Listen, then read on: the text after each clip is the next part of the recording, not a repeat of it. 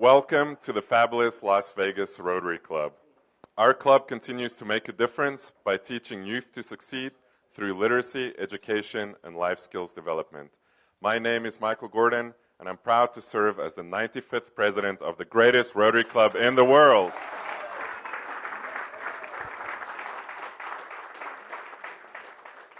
I'd like to call to the front Arleen Sirois to open our meeting today.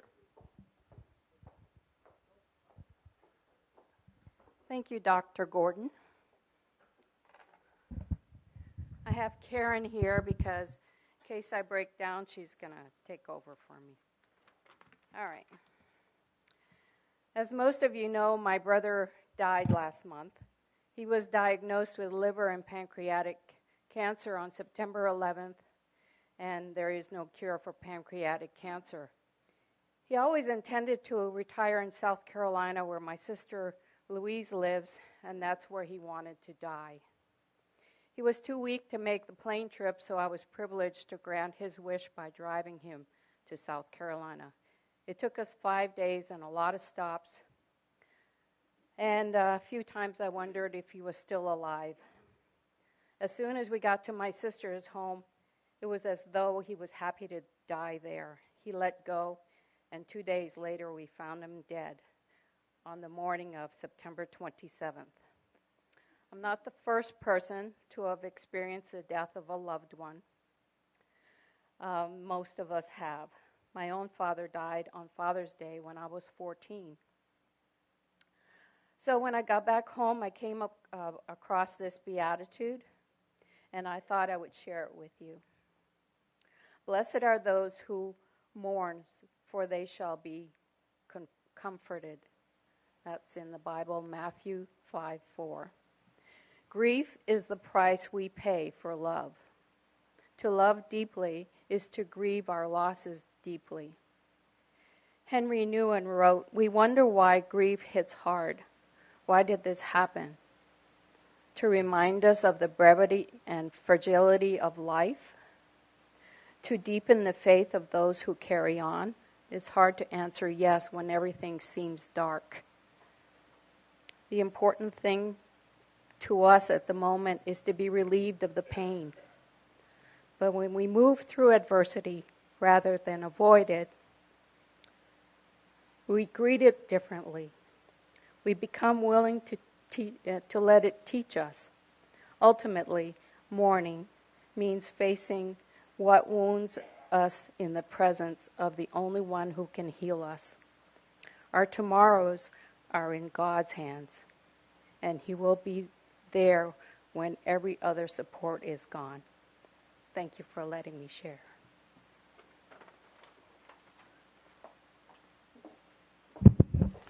Thanks, Arleen, for that moving invocation. Our song leader today is Sidra Kain. Today we're going to do My Country 'Tis of Thee. So start out on My country 'tis of thee, sweet land of liberty, of thee I sing. Land where my fathers died, land of the pilgrim's pride, from every mountainside, let freedom ring. Thank you. Thank you, Sidra. And I actually have it highlighted in my agenda, so I don't forget like last week. Please join me in the Pledge of Allegiance. I pledge allegiance.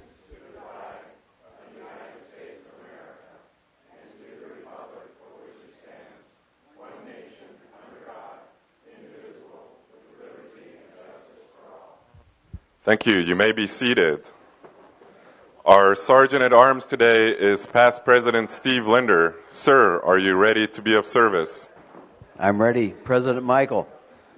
And let's start off with introduction of international Rotarians. Do we have any international Rotarians? Nope. Okay, then moving on to visiting Rotarians. I know we have a couple in the crowd. Visiting Rotarians, right in front of you.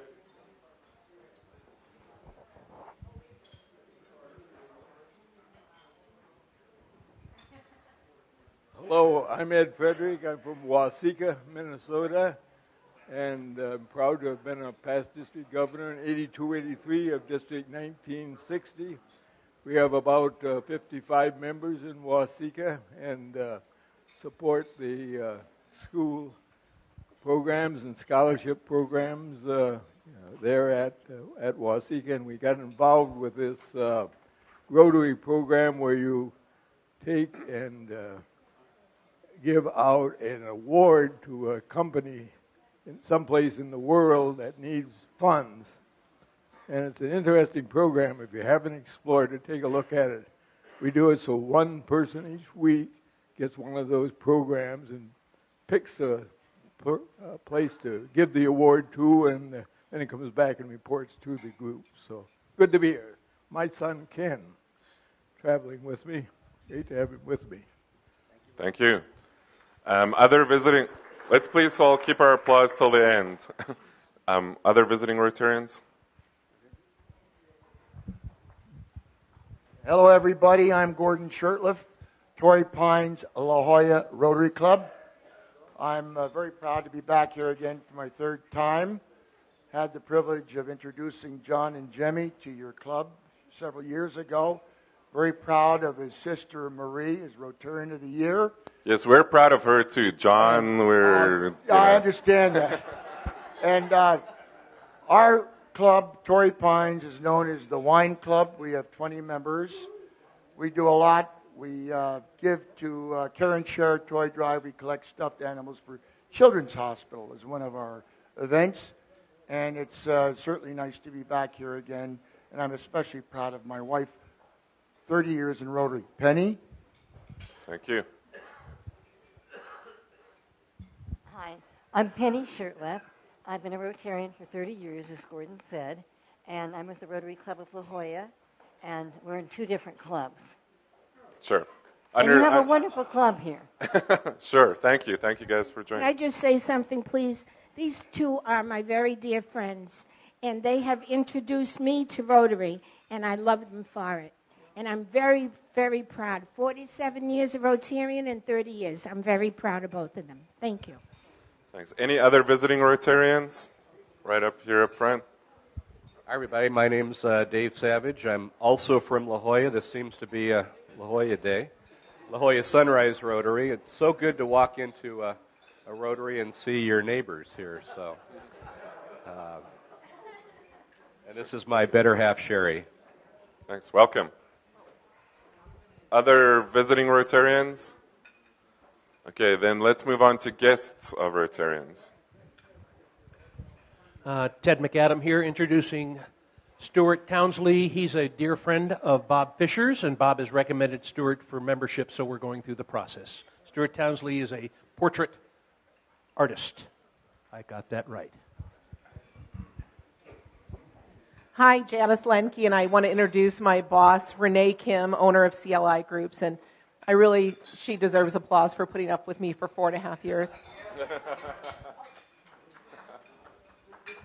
Guests of Rotarians?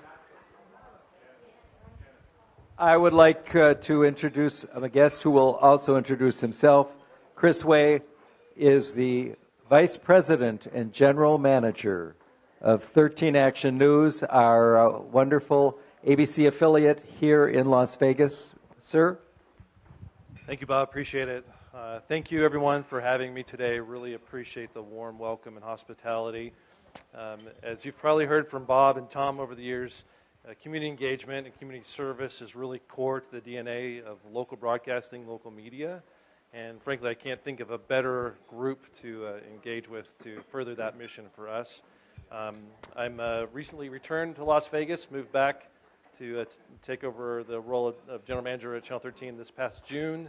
I took a brief year hiatus, traveling around some other jobs, but worked at KLAS TV for about 8 years prior. So Las Vegas is my home. Super happy to be here. Thank you again. Thank you. Any other guests of Rotarians? Yes, and I would like to introduce Michael Newborn, and I don't know where he went. Oh, there he is. Okay. Anyway, Michael's been to our club before. I'm sure you've seen his face around, and he's very interested in joining our group. And we're proud to have you back as a visitor. Thank you for being here, Michael. And Michael was a Rotarian in California Rancho Santa Fe.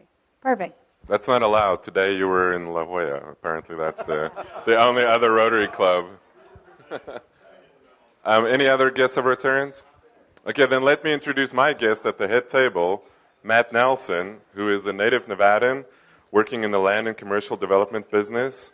He says that our weekly lunches always inspire him to be a better person than he was yesterday.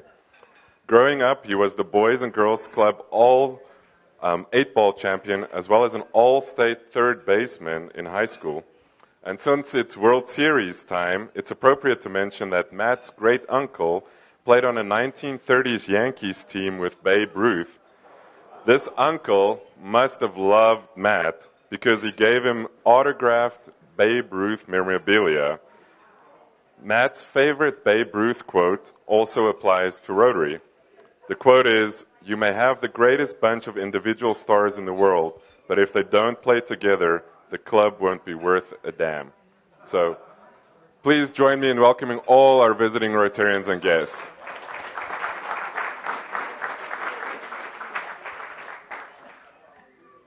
We're going to move straight into announcements. And if you could take the microphone first to past President Karen Wisenant to share some exciting news about one of our Peace Scholars. Good afternoon, Rotarians. As some of you may recall, we had a visitor here a couple months ago, and it was Florence Mayer. She was our applicant for the Rotary World Peace and Conflict Resolution Scholarship, and as of this week, she was actually accepted by the Board of Trustees of Rotary International, and she will be going to study at the International Christian University in Japan. This is a scholarship up to $70,000, so Rotarians, thank you for your support, and I'm sure we'll see her before she goes off to study.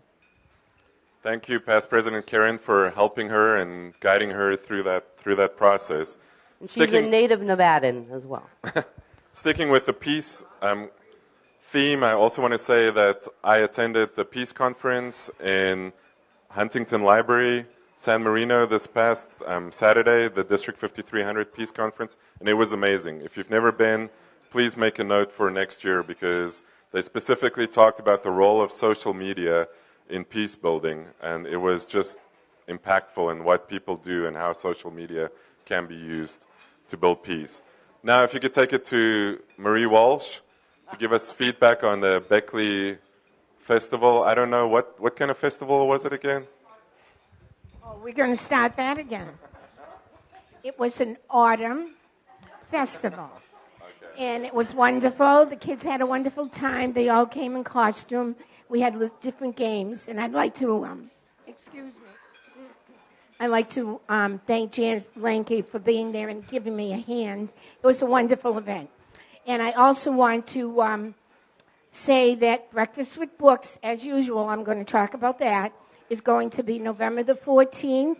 And the Green Book is coming around, and I need as many volunteers as possible. Please come and help us. It starts at 8:05 in the morning. Thank you. Thank you. And then in honor of World Polio Day, which was on Tuesday, you will see that Governor Sandoval gave our club a proclamation, which is in the wheel. And this week, and this week only, we are circulating the polio pig. Where is the pig? Right here. Right here. So just make sure it keeps moving from table to table, and let's help with polio. So it's the last Thursday of the month, so I give out 4-way test coins to Rotarians who went above and beyond and exhibited service above self. And we have 10 Rotarians. Yeah, it was a busy month. People worked hard this month. So I'm going to call them up to the front, and then I will tell their stories. So Dave Lester, Tom Kroeb. I don't know, I didn't see Tom Kroeb. Oh, he is there. Tom Kroeb, past president Tom Kroeb. President-elect Jim Cole. Past President Tom Thomas. Paul Maffey, Matt Nelson, Lamar Marchese, Tom Kroeb again, Kirk Holmes, and Tony Kern. So as they're making their way to the front, let me just say that, first of all, Dave Lester heard about an incident that happened with a former TLC applicant, and Dave stepped in right away to help this person. And it was just amazing to see that kids that are selected to attend our youth camps aren't forgotten, that they continue to be at the forefront of our minds. So if you want to know more, talk to Dave. I won't steal his thunder. Then past President Tom Krob went on a cruise, and he took our bylaws and constitution and continuing resolutions with him. I don't know what his wife Jane thought about that, but our club is very thankful. So thanks for doing that. So next week, you all receive the email. We will be voting on that. And then Jim Cole, Tom Thomas, Paul Maffey, Matt Nelson, Lamar Marchese, Tom Krob, Kirk Holmes, and Tony Kern all worked on a new initiative that will be unveiled next week for our local foundation.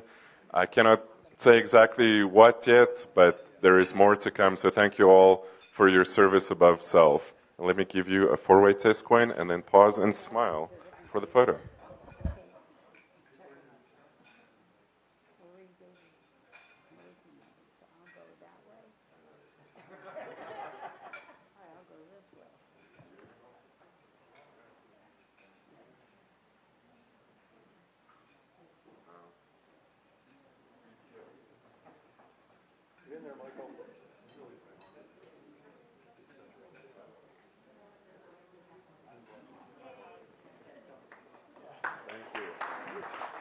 Thank you all for your service. And we have a special presentation as well, so I'm going to call to the front Francesca Gilbert.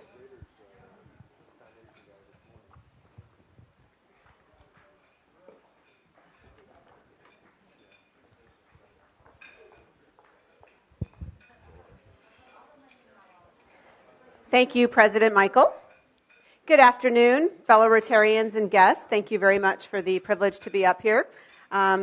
Today, I get to do something very special, and glad I only have 2 kids. I've already got the first one down. Second one's coming up. Feel like, the wedding's like, whoo, dodged a bullet there. So as part of the Rotary mantra, it's very important to make sure that your children get to see you in action, but also get to be part of the action. So today, I hope to make that possible. So I'd like to call my daughter, Alyssa Gilbert, up to the front. And she's like, what? The shock is always the best part, the surprise. So this is my daughter, Alyssa. So she is an 8th grader at Pinecrest, and she has helped on a lot of different things for Rotary as much as she can with the school schedule. And today I'd like to present Alyssa's Paul Harris Award to her. So this is for her. Over there. Pause and smile.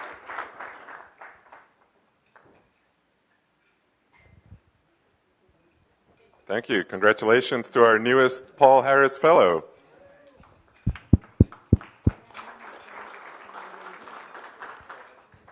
Please enjoy a quick 3 minutes for lunch and fellowship.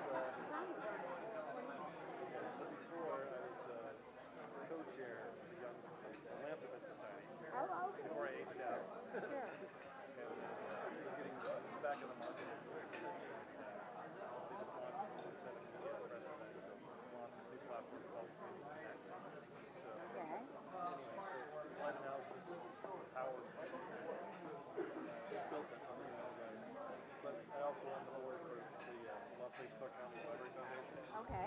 Past president, but back reading Sports Data broadcasters. Well, oh, okay, and we have a program for college, you know that, our club. But speaking of United Way, I was on the board of directors for the United States until just like a couple of months ago when I resigned. We were traveling so much. You know, I want to be a board director person that does something. Plus, I'm on the board here now. I forget her name, and I apologize. I heard this morning. Robin Casterson? Robin, the co-chair of WLC. Laurel Larson. Blonde, real energetic, lovely young. So we'll be on November morning shows for the coach. Oh, cool. Cool. Yeah, Laurel's a good friend, too. We've been involved with United Way. In fact, we were talking to people for years. But this, I'm sorry that Bob Morgan, he's not even doing a good job. This was my first meeting. One of the first nonprofit meetings I had back, way back with Bob. And then, get a call. Yeah, he's done. I had one just to make a try to good friends with the Raising Cane's guys. So I had lunch with Jeff and he kind of gave me the backstory of Bob's family never moved here. Yeah, and then they said they kind of gave him another commitment to stay a little bit longer, or to move his family, and thought they would get a little bit more to commit something about it. I guess he agreed, and then Because like I said, I resigned from the board. so he committed to stay, and then he left anyway. So I'm sure I moved to Las Vegas at one point. And it was both people are willing to go. That's a challenge. Who, just like Brett, are superstars in their fields. WWE champ John Cena and philanthropist and Microsoft mogul Bill Gates. The two have joined forces alongside with Melinda Gates to bring their star power to a great cause. John is an ambassador for Rotary, the global network working to end polio, and he recently took a trip down to Atlanta to catch up with Bill for a big announcement. You crushed polio in the Americas, you crushed polio in the Western Pacific, you crushed polio in Europe, then polio fought back hard. So you needed to bring more muscle into the game. Bill Gates came on board. 15 years after their first $1 million donation to Rotary, the Gates Foundation will increase its contribution to $100 million per year over the next 3 years. Over the 3 years, $450 million? That's going to get it done. That's what we get. All right. For Gates, getting involved in polio eradication was simple. It's an achievable goal, and he wholeheartedly believes that no children should suffer from this preventable disease. Polio has been my top priority for a decade now. Every morning I get up and look to see, did we go another day without cases?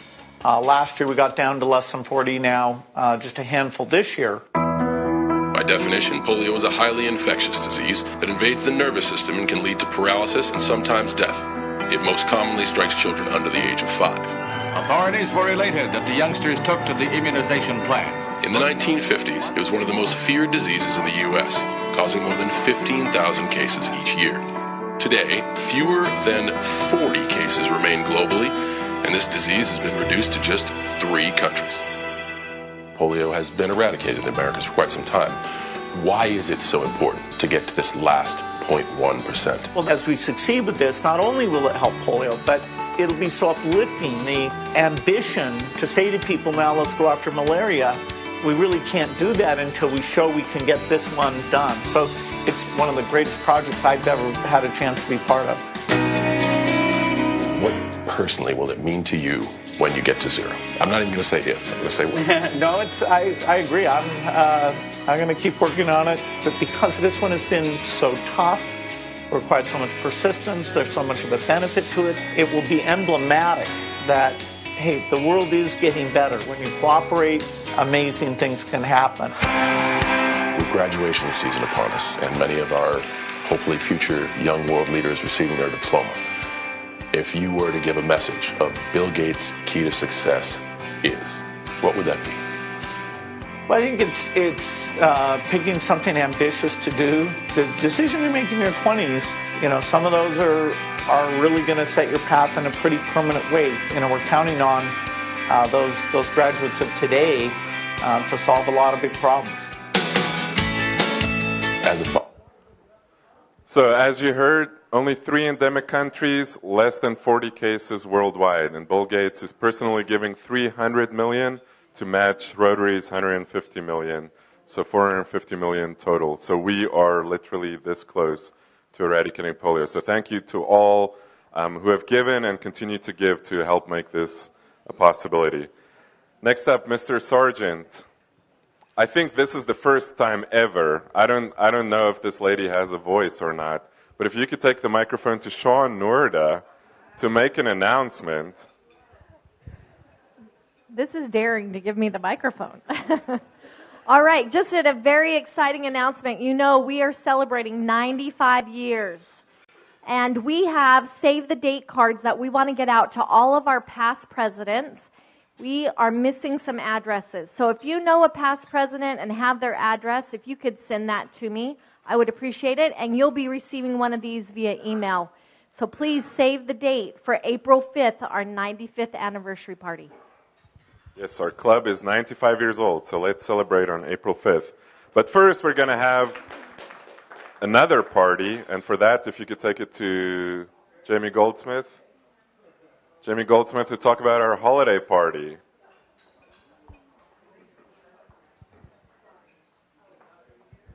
Hi, everybody. We are having the Rotary holiday party at Treasure Island. We're going to keep it in the Treasure Island Ballroom, which is the one with the big stage where we've had it in the past. Dinner is going to be surf and turf, so come hungry. So December 7th at 6 p.m. Yep, that was it. All right. Thank you. Next up, Kirk Alexander to talk about TLC, Teen Leadership Camp. All right, December 1 through 3, we're going to have Teen Leadership Camp that's going to be in Cedar Crest Camp at Running Springs, California. So if you've got any students that you'd like to promote to attend camp, please let us know. We're going to collect the final applications here next week, and then we'll start doing the interview process at the school. Where we currently are interviewing students at Cashman Middle School. So we'd like to get any members, students that they're promoting in that process and give them a chance to participate in Teen Leadership Camp. That's December 1 through 3 this year. Thanks. And then sticking with that table, Janice Linke, about our final wheel ad space. There is one spot left. Last week, we had it sold on the spot. So who's taking the other spot on the wheel? Anybody? Damn, I'm not a good salesperson. Nobody? Sorry. That's fine. Thank you. Marie Walsh already talked about Breakfast with Books for Tuesday, November 7th. Next up, Bob Fisher, November 14th. I'm sorry. Bob Fisher to talk about our hospital project. First of all, I want to thank everybody for your patience. We are working with the Salvation Army, trying to do the right thing. I think most of you are aware that so much money has come in, and it's just a few days ago now that they have established a commission, who is going to actually oversee the allocation of money, so there is the accountability. I will also share with you that on the radio show this past Sunday with Desert Springs, we learned something that is not really being discussed, and that is little old Desert Springs, which was the closest to Mandalay Bay. They had, I think, something like 175 people come in at the same time practically. And something that we're not hearing is that it's the nurses and the people who are working in the hospitals are having a really, really tough time. So what we are trying to do now is besides going to visit for those that are still at the hospital, perhaps come up with something that this Rotary Club can do to maybe even bring in something that Janice had just said to me, to bring in some of the people from some of the hospital, some of the first responders, basically the nurses and that, and thank them and send support. So we're working on this and we're moving on it, but we want to make sure we're doing the right thing.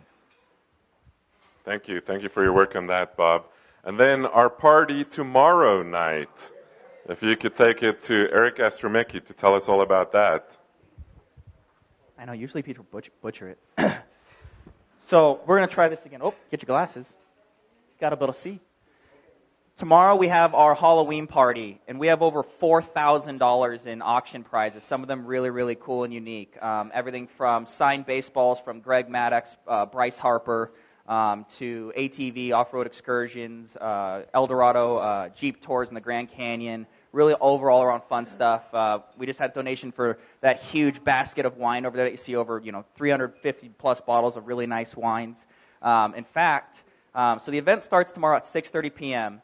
It's a free event completely. We want everyone to attend, regardless if you've donated or not. So please show up. It's at the distillery. Everyone knows what the distillery is in Henderson?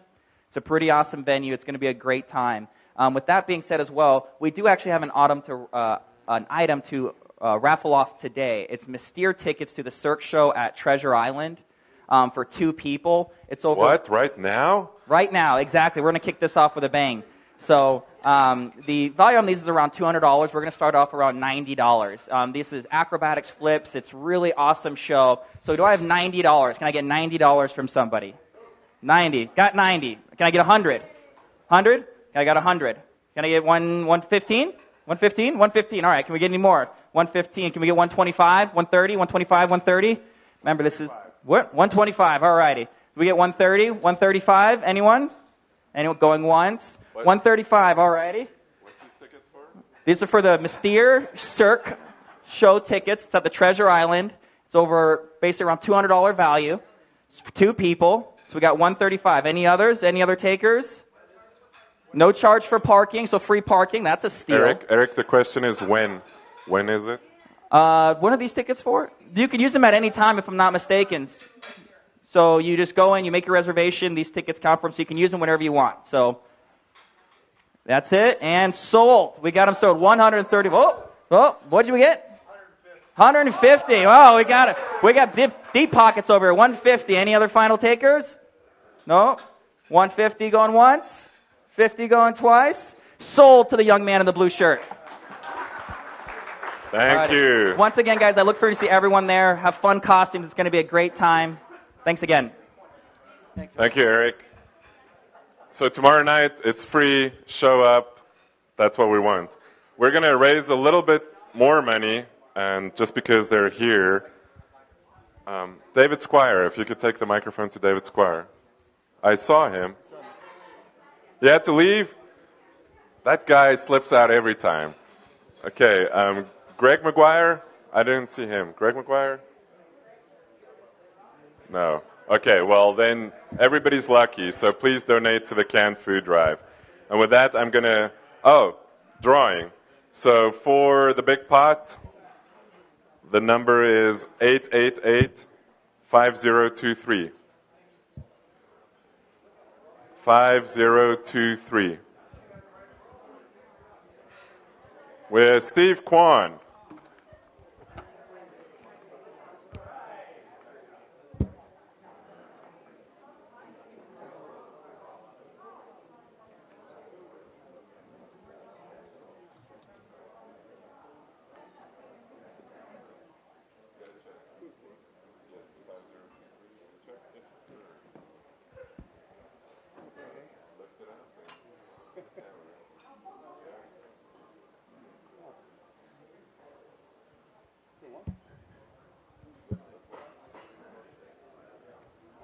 Hearts, yay.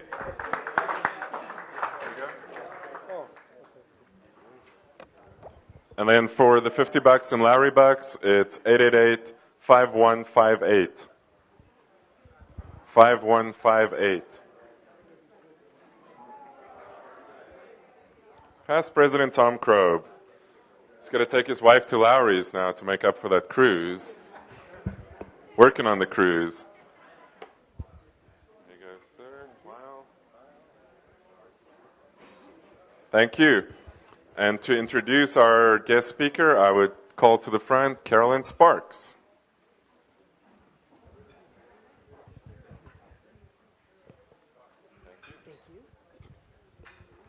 It is my distinct pleasure to introduce our speaker today, the very handsome Dr. Shawn Gertzenberger, who is the Dean of the UNLV School of Community Health Sciences. Yeah, there wasn't enough on here about it, so he said add that, so that's good. And as you know, he's also taking over the double job of working with Dr. Barbara Atkinson in the medical school. And I'm not going to read his whole resume. He was born and raised in Wisconsin, and he lived there until he took off on a very long and impressive educational career. And he's been at UNLV now for 20 years, so he knows a lot of secrets, so I'm sure we'll hear some good stuff today. So please welcome Dr. Shawn Gertzenberger. Thank you. Thank you very much. Well, good afternoon, everybody. To make sure this works, as it says up here. First, before I begin, I just want to thank you all for what you do in Rotary, impacting, changing our community, influencing the young individuals that are growing up in our community and are going to be future leaders is absolutely critical. And it's a vision and a mission that we share in the School of Community Health Sciences as well as at the School of Medicine. So what I want to do today is just talk a little bit about what we do in community health sciences. And there's really three pieces that I want to talk to about this. A little bit, what does it look like? What does community health do? How does it impact our health and our health care system? A little bit about some of the projects and individuals that we have in our unit. And then finally about some of the students and just kind of pull all that back together to show how community health sciences is part of this whole healthcare continuum that we look at. Often when we think about healthcare, we don't consider health until we end up at the doctor. And that's part of the problem with our system in the first place. We need to be looking at from before we're born to all the way up till after we're long gone, how we can influence and impact the health of us, the people around us, our community, and future generations. And that's one of the things that we really promote in public health. So we really look to study lots of different events to help and understand people. So public health and community health, which you'll hear me use interchangeably today, really look at, like it indicates, this higher level. How do we help our populations? How do we help our communities? You got a great example of public health in action with polio. Okay, so if you look back in the literature, there's some wonderful information about smallpox where we did the same thing, where we went around planet Earth and through targeted and integrated interventions with public health and medical professions, we actually eliminated a disease from planet Earth, and there are not that many of those that we have eliminated, unfortunately. And I think polio is just another great way to look at that. So just to remind you of what community health and public health does, we have a picture of the crowd. So that's going to be a little bit of a theme for my next few slides, that this is you, this is I, this is your friends, family, relatives, and how we are all part of this larger community, but there's individual problems that each of us face.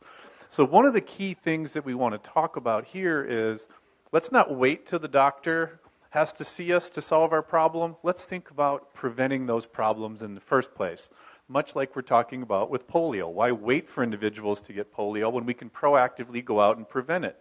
That goes for trips and falls, it goes for nutrition, it goes for obesity, and tons of other things that we impact as human beings in our environment. And this is really where my heart and my passion lies. So you could probably look at this or maybe not read that from the back. But why are we waiting to become sick or injured before we start thinking about health care? We have to turn this around and start thinking about, how can we not be injured? How can I really stay out of the hospital or the trauma or the ER rooms, and what can I do to make that happen? And that's really where the interface between public health and medicine and other areas come together. So just a few statistics. You can see a few of these. Each of these statistics that I put up here are not random in any way, shape, or form. They're actually projects that we have faculty in our School of Community Health Sciences that are researching these out in our local community. So you'll see a few of these, like about 12% of our high school individuals in high school are already overweight or obese. Okay, there's some other data. What they've done, our kindergarten health survey, which is done, we'll talk about a little bit later. It's almost 30% of our kids are entering kindergarten already overweight or obese. Okay, last time I checked, kindergartners don't go to the grocery store and shop. Right? So when you think about that, where's that food coming from? How are we working with our environment, with our community, with our transportation, with our parents, with our educational systems to provide healthy and nutritious food, to provide environments that are conducive to exercise? This is what public health and community health does, and we're very excited about that. You can see on the side over here that we have about 7.5%, it's a little bit cut off on the side of our high school students there, report regularly using tobacco. And so we definitely don't want those folks to start smoking when they're in high school. Okay? Just looking at Nevada, 26%, a little bit cut off, just a screen functioning thing, but I'll fill you in on those numbers if you can't see them. It's not 6%, maybe that's our optimistic goal where we would like to get, but 26% of adults in Nevada are overweight or obese. We know that leads to hypertension, other chronic diseases that are preventable if we really start to think about how these can be integrated. 28% of our folks have hypertension already in Nevada. Okay, so we know in Nevada we're typically on the top of the bad lists and on the bottom of the good lists when it comes to health and health-related outcomes. And that's something we absolutely have to change and we have to flip. There's a lot of ways we can do that. Just a few other statistics for you. About 16%, way on the left-hand side, of Nevada women report they don't have a primary care physician. 16%, which is a tremendous number. Okay, I'll put on my med school hat for a minute because I get to do that a lot these days because I'm the acting dean of the medical school. We are 3,000 physicians short in this community of the national average. Okay, so if we added 3,000 physicians tomorrow, we would only be average with respect to the patient-to-physician ratios, which is absolutely staggering. So not only do we need to work on prevention, we also need to work on quality care and bringing healthcare providers into this community, and these all go hand in hand. But 51% of Hispanic women reporting they have no primary care doctor. Over half of the Hispanic community does not have a primary care physician, at least that are female. Those are staggering numbers. How can you get care? How can you do prevention? And how can we cut things off that we know are completely preventable diseases? And so let's switch gears a little bit to men and men's health. Okay, 86% of all men actually report using seatbelts. Right? Maybe a few of the other ones lied.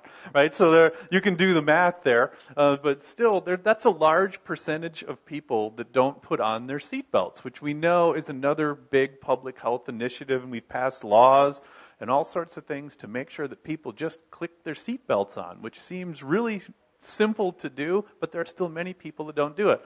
Many of you probably grew up riding around where there weren't any seatbelts, bouncing around in back seats of trucks, chewing on lead-based paint, whatever you did, all sorts of things that happened in those days. We now know better that those are things we probably shouldn't be doing anymore. Okay? So we know that 24% of all the cancer diagnoses in men in Nevada are for prostate cancer. It's one of those unfortunate things as we get older and older and older, the probability of having and being diagnosed with prostate cancer goes up.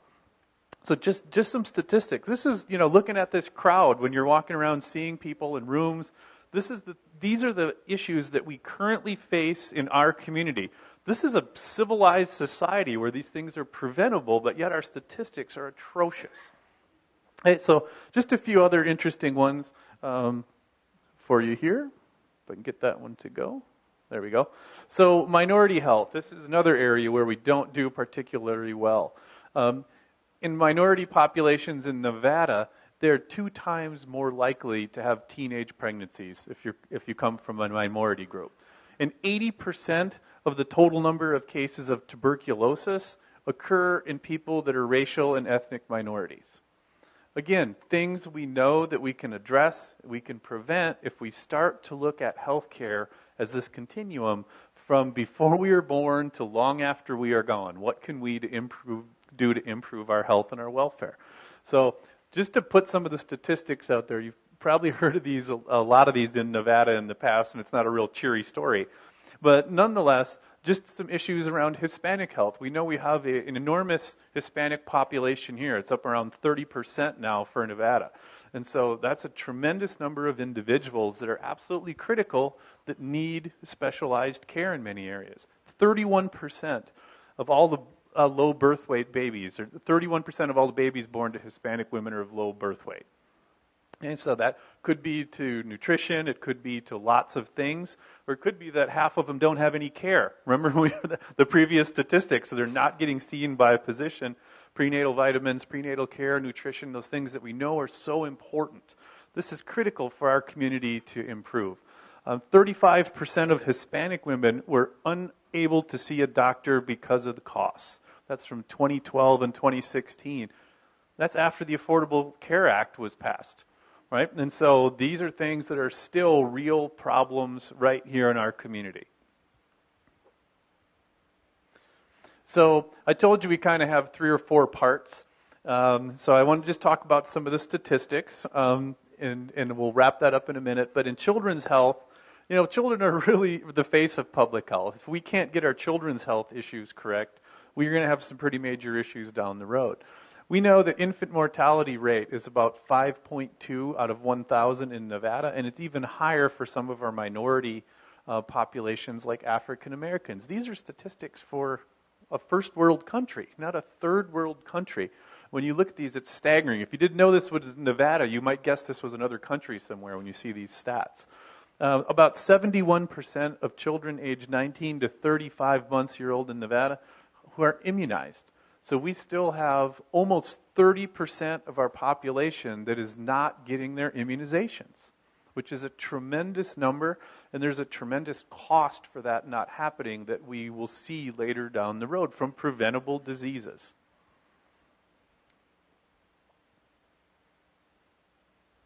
So there's some things that we can do together, and this is where I keep coming back to that continuum of care.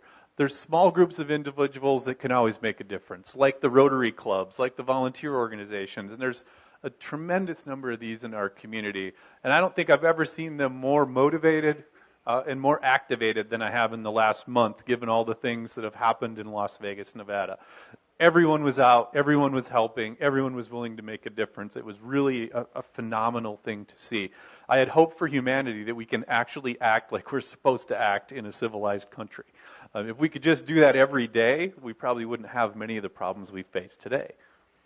So this is just the face and the names of some of the folks within the School of Community Health Sciences. We're the youngest school, I think, over at UNLV. We're only now about 12 years old. And we slowly grew from a faculty of 1 back in 2004. That would be me.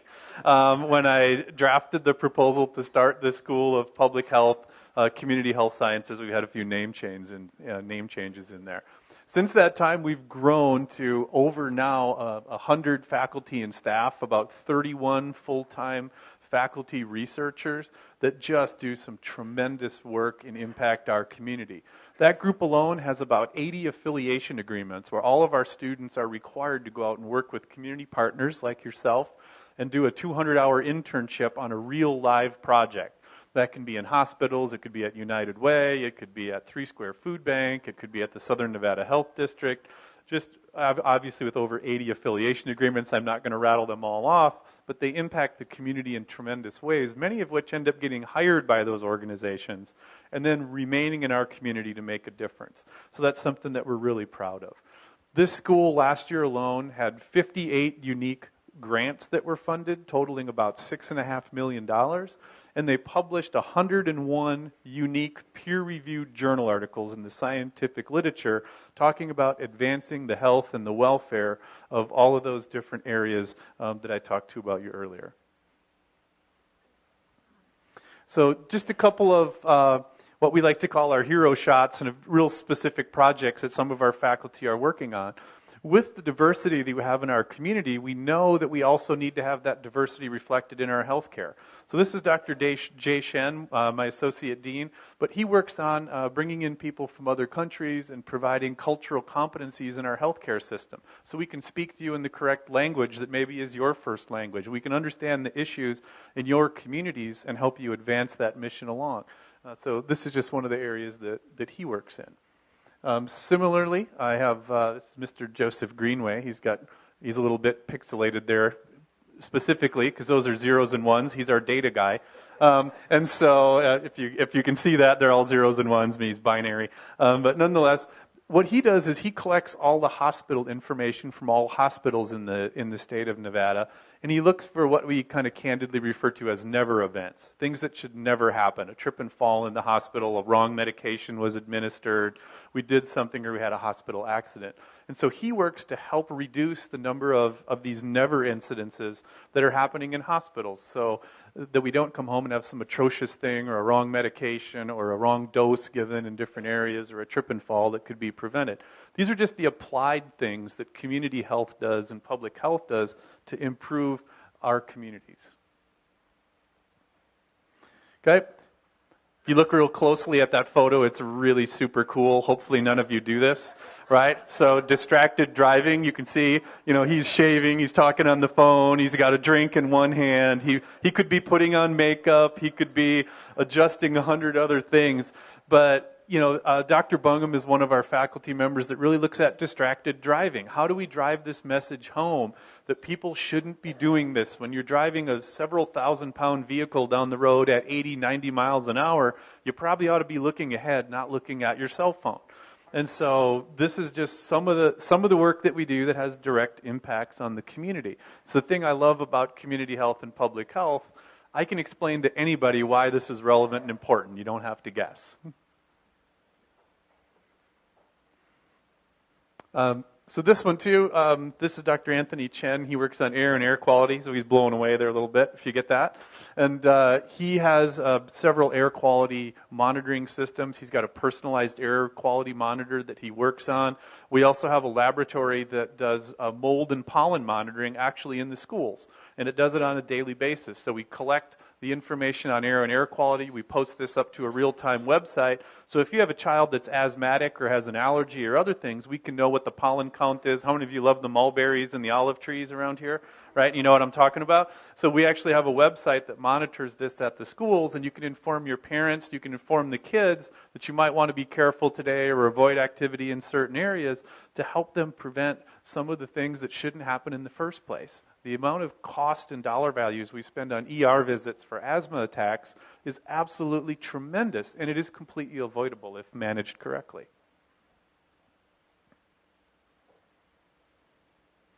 So this is a little quote there. It says, that you can read on there, that this is the center of what we do, is we try and improve the quality of life for other people.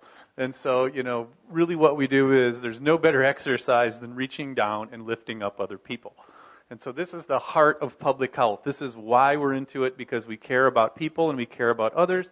I joke everybody in public health is a bunch of chronic do-gooders. And I would argue that Rotarians probably fall into that category reasonably well too, which is why I always like to come here. Just a few other quick projects I want to tell you about.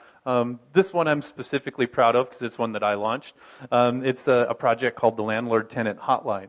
So one of the things that we have issues with is many of our people rent homes or rent apartment complexes. When there are health and health-related issues in those homes, there's really nobody to call. You can call the landlord, you yell at them. If they don't care, you're stuck with it.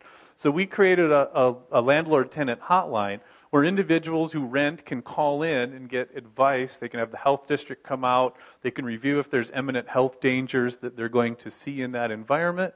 And accordingly, they can get them fixed and addressed.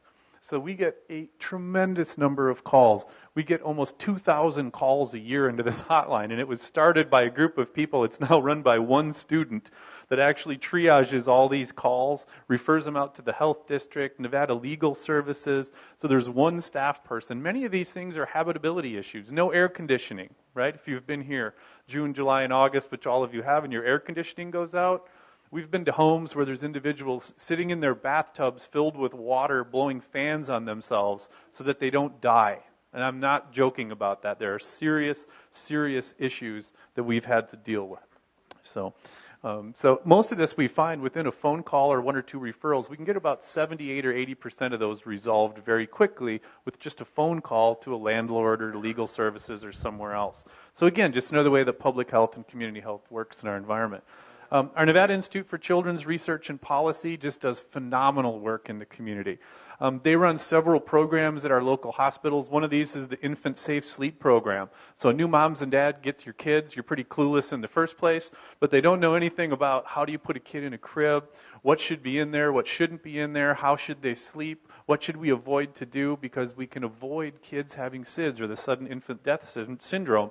There's overwhelming evidence if those children sleep on their back, we don't put a bunch of stuffed animals, we don't put all sorts of things that might cause strangulation hazards in those cribs, that this is much less likely to happen. It's preventable. We also run the only chapter for Nevada of Prevent Child Abuse Nevada.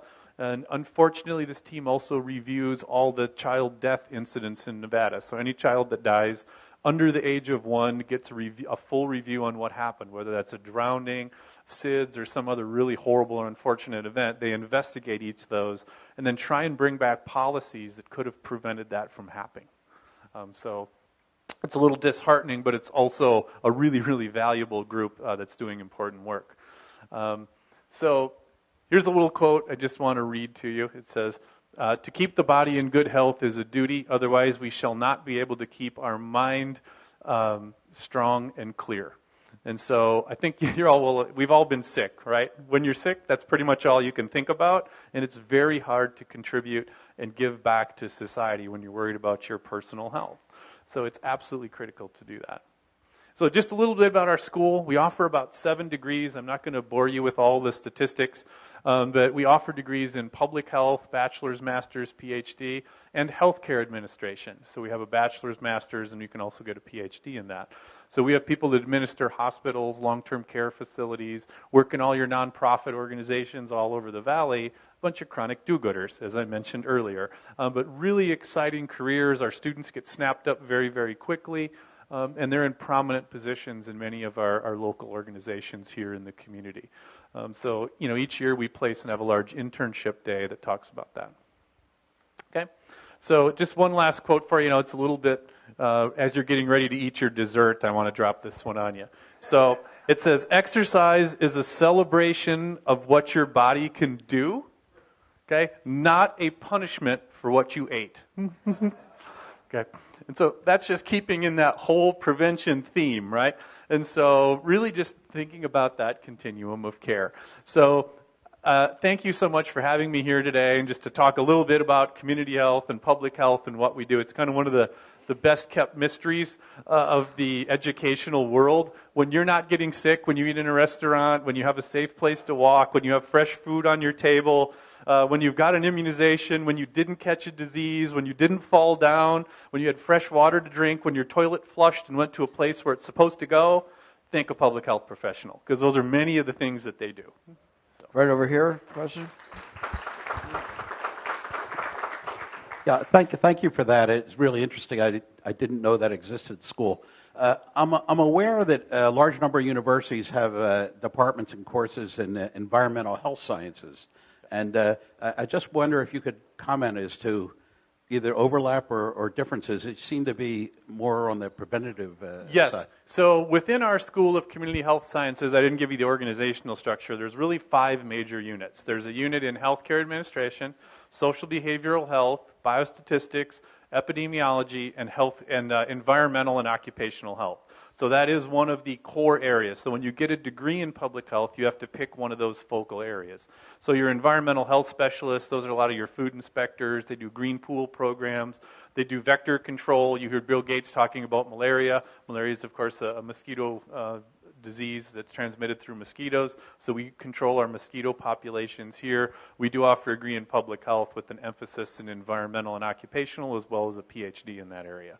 So, and we work with other programs in biology and sciences that do that as well. When you said there's a lack of immunization of a lot of children, is that with children born outside of hospitals, or is it a responsibility of the hospitals to see that the child gets immunized? So that's a multi-part question and answer. So, of course, the hospitals like to promote that. We do educate the parents to do that. And being immunized is actually a requirement unless you receive a waiver to enter into the Clark County School District. So one of the groups that really has done, I think, the tremendous amount of work in this area are the school nurses, really bringing in and immunizing those folks. The Southern Nevada Health District does a great job. Your local healthcare providers, your pediatricians, all are working to get them immunized. So like anything in public health, it should be a group effort trying to make that happen. So I think it's a little bit of all those things. Thanks for being here. At the national level, there's a lot of discussion about opioid addiction and so forth. What's the situation here in Las Vegas? Yeah, there's a lot of new statistics out that unfortunately we have a tremendous issue with opioid and opioid addictions.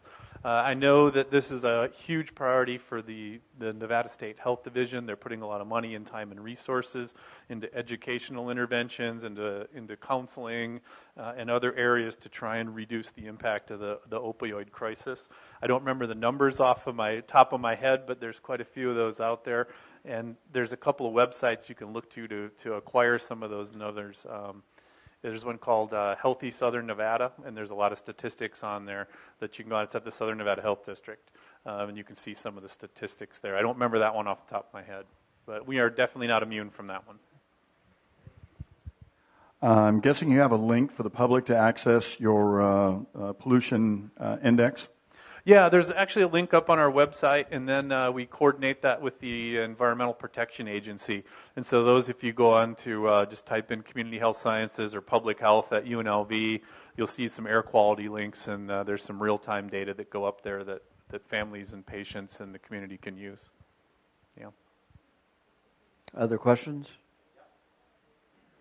Eric? So you have really lots of great information here and a lot of research done. The number one thing I see is how do you teach people, you educate people, how do you actually get them to commit to maintaining a healthier lifestyle? Because that's the thing. We all know we should eat right. We all know we should exercise. We should do it often. But your numbers say most people don't. Right. So how do you actually make someone take the steps to do it and really encourage that besides just bombarding them with information? So let me qualify that as I would have a Nobel Prize if I figured that one out. But there are certain steps and there are processes that we know documented in the scientific literature that work.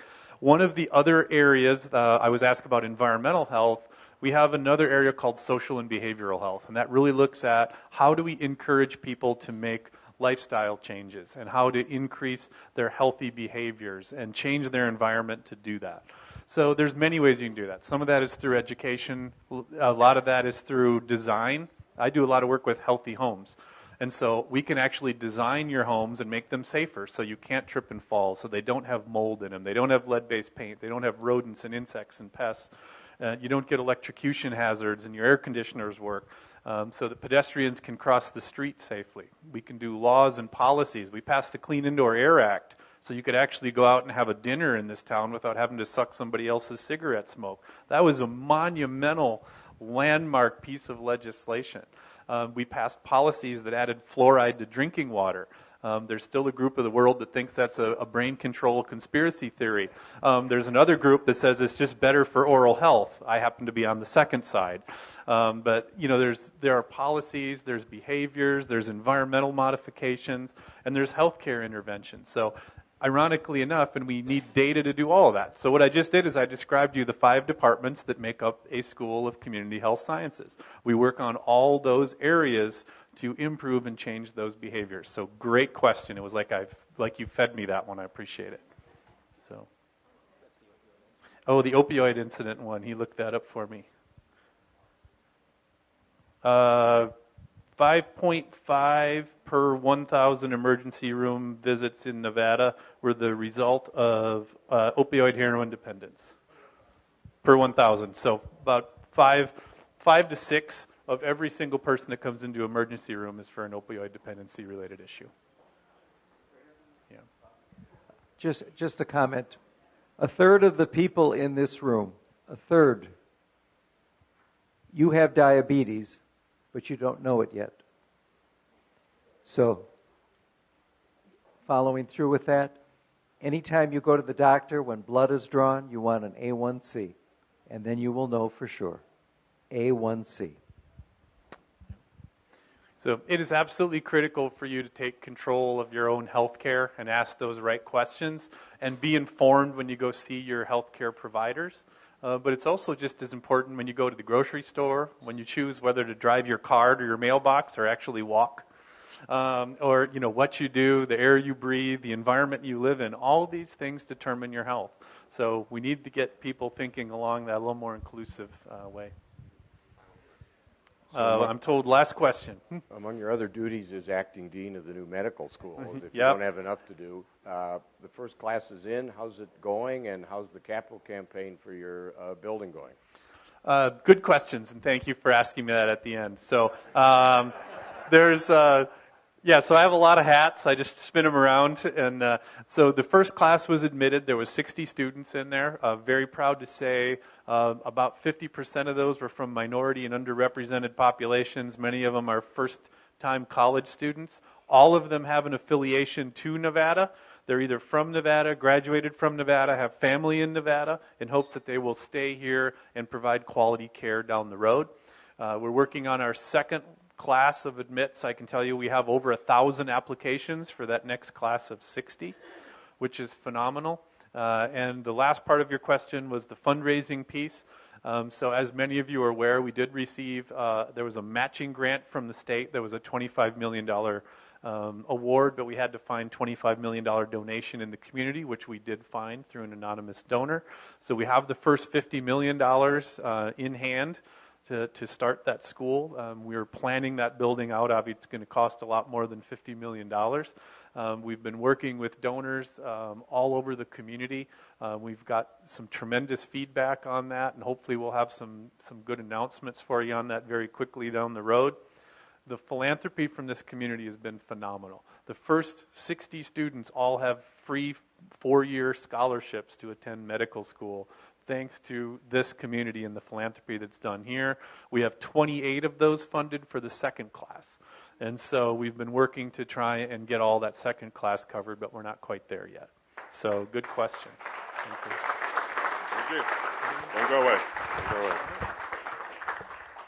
Thank you for speaking to us, Shawn. And as a token of our appreciation, we would like to present you with our Share What You Can Award, where we will present a meal to a homeless vet in your name. So, there you go. Can I read real quickly? Yeah. So, A Meal to a Homeless Vet is another place near and dear to my heart. I'm actually the president of the board for 3 Square Food Bank as well. And so, providing a meal, awesome. Yeah, one more hat. Why not? So, thank you all for having me. I appreciate your time. Sure. Thank you. Thank you all, and as I always say, Rotary is like tennis. The one who serves best usually wins. Now go forth and enjoy Nevada Day weekend.